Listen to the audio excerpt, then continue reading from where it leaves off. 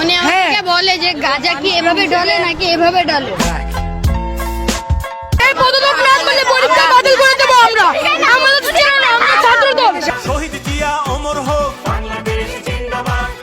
আমাকে একদিন এই ঘাড়ে এখানে মারছে, আমি 3 দিন জ্বরে উঠতে পারি না। মেয়েদেরকে মানে ব্যাড টাচ তো করে, সাথে ছেলেদের এই যে চুলের এটা ধরে এইখানে মারে এবং তিনি অনেক অশ্লীল কথা বলে ক্লাসের ভিতরে। আমি কোথায় ঘুমাবো আজকে? না মানে আপনি তো আজকে বাংলা পড়ে তো এবং ছেলে এবং মেয়েদের দুজনকে পড়ে তো সে প্রত্যেক মানে তাদের স্টুডেন্টের মধ্যে একজন মেয়ের সাথে সে প্রেম করছে, দেন তার মার সাথে প্রেম পরকীয়া করছে এবং জঘন্যতম কাজ আমাদের সাথে মেয়েদের সাথে করতেছে আমাদের। এবং সে ঈদের পর আমাদের এই ক্যাম্পাসে জয়েন করছে এবং প্রত্যেকটা কথার মধ্যে সে হাদিসের কথা বলে।